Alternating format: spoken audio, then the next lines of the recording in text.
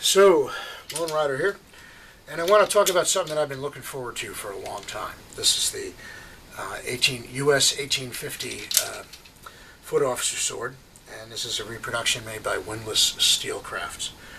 Now, this is a sword that was used during the Civil War, and it's mostly what it's known for. And it was based on, like many swords at the time, it was based on a French sword, actually two. The hilt, as far as I know, is more or less a direct copy of the French 1845 officer sword. I've seen pictures of originals of both the American and the French, and like I said, it's more or less identical, or near enough, so it makes no difference. The blade apparently was copied from an earlier French sword from the 1820s. Now, there is one difference between the French and the Americans, aside from the decoration of the blade, and I'll get to that in a second. The grips on the French, I think, were just wood, like ebony or something. The American swords tended to be wrapped with leather, or I think it was leather, and then with the wire. So, but they look. I mean, obviously, dark wood and dark leather it's going to look the same, but the texture is different. So there we go. And of course, the blade is different. This says US on the side, and then has various scroll work and eagle, e pluribus unum, that sort of thing. The French ones don't, but the French ones have a similar fuller setup. The narrow fuller at the back, and then the wide, shallow fuller that goes to about there, towards the end. So, like I said, this is the replica by Windlass Steelcraft of the 1850 foot officer sword. And comes with the sword and the scabbard. Now, the best thing you could say about the scabbard is that it is a scabbard. And it gives you some place to put the sword when you're transporting it or carrying it, or if you, for some reason, want to wear it, like you're at a reenactment or something. Certainly also gives you a place to, display the sword, in the scabbard on the shelf. And it looks nice from a distance. But when you get up close, you see some things wrong with it. You'll notice that each of these three brass sections, the drag and then the two hanging areas, are held in place by little flathead screws there. Now, at least the screws are brass, but they're right in the front, and that seems to me to be a very ahistorical method of attaching them. Also, there's a little bit of a gap on this one. It looks as if it was designed to be attached further up the scabbard, where the scabbard is wider. So, the best thing you can say about the scabbard is that it is a scabbard. Moving on. Let's see. Yeah. So the sword itself, the hilt, like I said, is brass with a leather-covered wood grip, wire around, and it's more or less identical to the French 1845. The construction is peened, and it's very solid. It's also a very nice, smooth peen. You can't feel where the steel ends and the brass begins. So somebody did a good job with that. And this is not going anywhere. I've cut well over half a case of water bottles. I've cut a couple milk jugs, and I've also cut into overly thick Parmas tatami or soap newspaper rolls that it was too thick to cut through, but it did cut them. Slice them, and that was probably would be considered abusive testing. That was like slicing into a small log or tree limb. So. And the hilt is still solid. Blade hasn't bent either. It's nice and straight. So there you go. The blade itself is etched, like I said.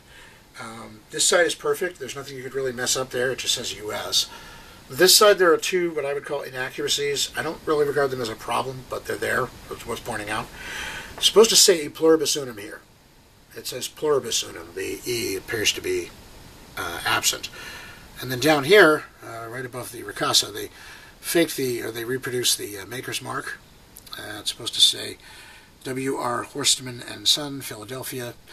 But where it comes to the word son, it's numeral 8-O-N instead of S-O-N. Now, an 8 looks kind of like an S, but it's definitely different. And if you wanted to be charitable, you could say they did that on purpose so somebody couldn't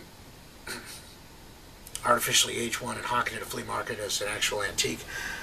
The thing is, I don't know why they would do that, because on the other side, at the very bottom, it says Windlass made in India. Now it's in really tiny letters, but it's there, so go figure. But the etching is there, and it's very nice etching, and that incidentally is the reason for the glove. I'm not channeling Michael Jackson. I'm trying to keep the blade clean because this is a very pretty blade after all. There's a washer at the base, and this, it's icky. It's covered with oil because the thing came covered with oil.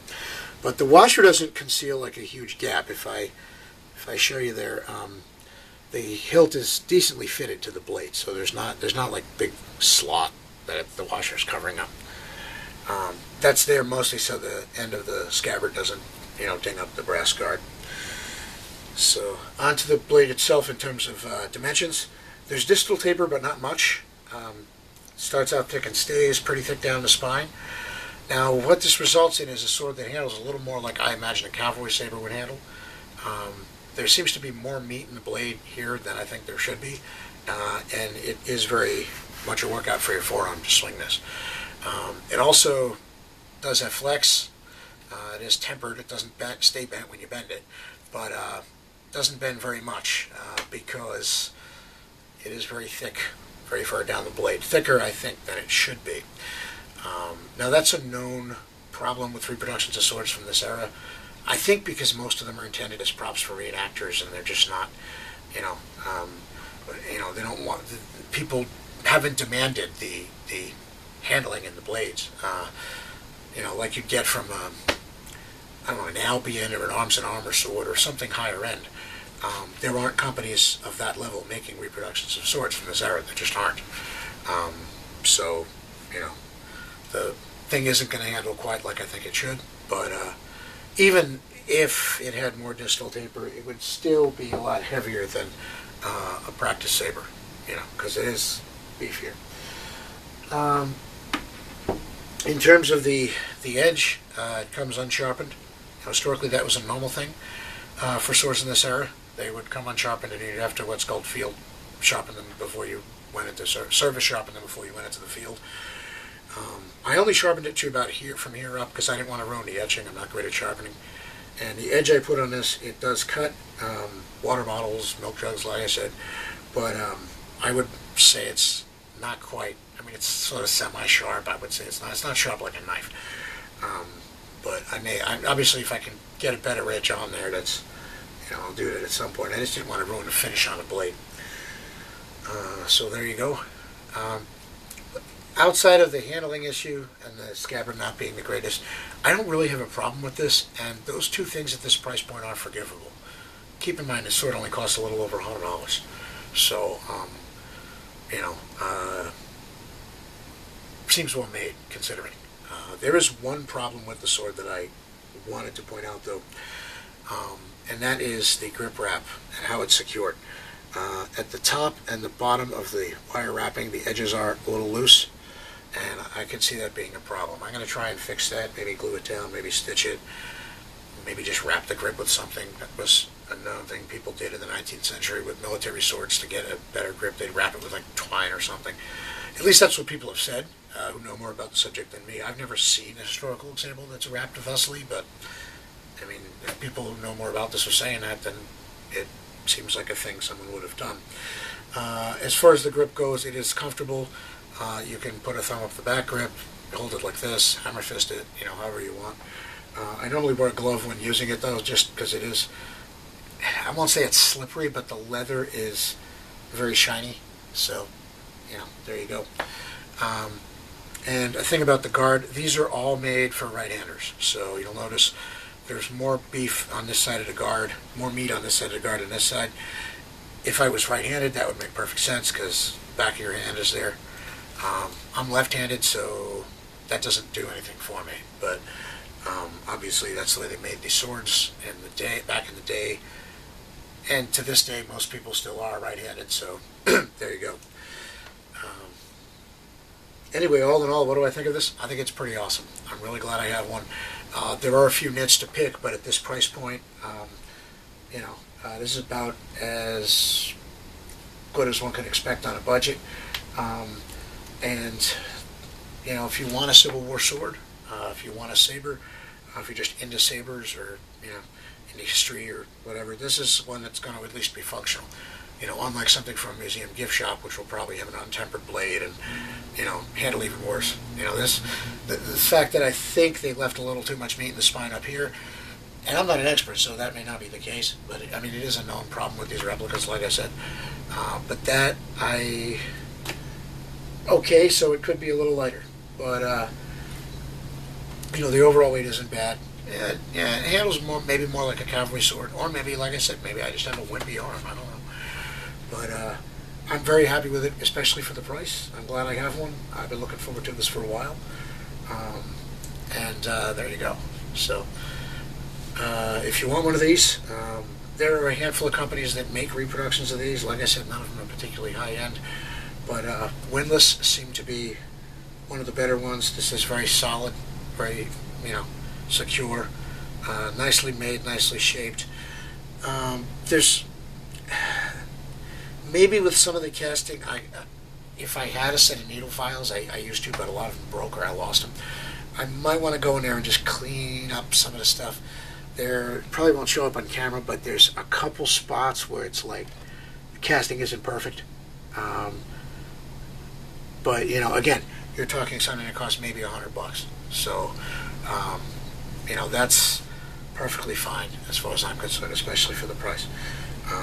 What you get is a sword that's more or less historically accurate in appearance, is functional, and